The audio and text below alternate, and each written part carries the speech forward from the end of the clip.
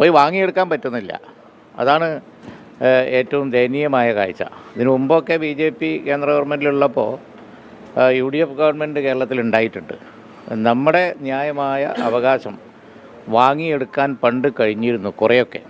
അതിന് ചില നിരന്തര ഫോളോ അപ്പും കാര്യങ്ങളൊക്കെ ചെയ്ത് അതിൽ അല്പം സാമർത്ഥ്യം ഇവരും കാണിക്കുന്നില്ല. ഉണ്ടാവില്ല എന്ന് ആകാശം നോക്കിയിരിക്കുകയാണ്. കേരളത്തിനൊരു എയിംസ് ഉണ്ടെങ്കിൽ അത് ആലപ്പുഴയ്ക്ക് തരണേ എന്ന് അന്ന് പറഞ്ഞിട്ടുണ്ട്. ഞാൻ ഒറ്റ തന്തയ്ക്കുണ്ടായവനാണ്. ഇപ്പോഴും ഞാൻ മാറ്റിയിട്ടുണ്ട്. ആലപ്പുഴ ഞങ്ങൾ സ്ഥലം തരാൻ തയ്യാറാണെന്ന് എഴുതി കൊടുത്താൽ ബാക്കി കാര്യം അന്നേരം നോക്കാമെന്നാണ്. തൃശ്ശൂരിൽ നിന്ന് ജയിച്ചു പോയത് കൊണ്ട് അതവിടെ ഞാൻ വാഗ്ദാനത്തിൽ എയിംസ് എന്നൊരു വാക്കേ അവിടെ പറഞ്ഞിട്ടില്ല.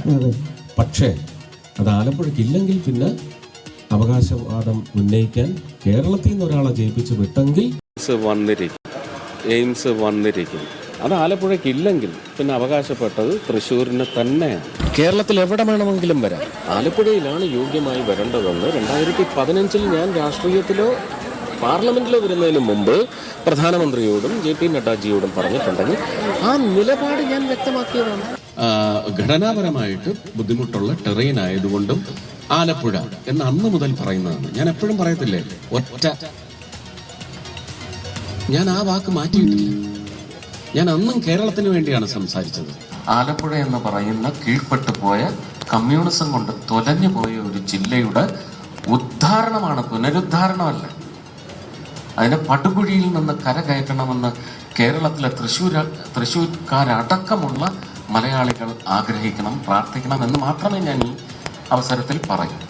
കേരളത്തിനൊരു എയിംസ് ഉണ്ടെങ്കിൽ അത് ആലപ്പുഴയ്ക്ക് തരണേ എന്ന് അന്ന് പറഞ്ഞിട്ടുണ്ട്. ഞാൻ ഒറ്റ തന്തയ്ക്കുണ്ടായവനാണ്. ഇപ്പോഴും ഞാൻ മാറ്റിയിട്ടുണ്ട്. മെല്ലെ പോക്കാണ്. നമ്മുടെ മറ്റൊരു വലിയ സ്വപ്നം അത് സുരേഷ് ഗോപി പലയിടത്ത് വരും എന്നൊക്കെ പറഞ്ഞതാണോ? ഇല്ല, എയിംസിൻ്റെ കാര്യത്തിൽ അത് തന്നെയാണ് ഉണ്ടായത്. പ്രഖ്യാപനം ഉണ്ടായില്ല.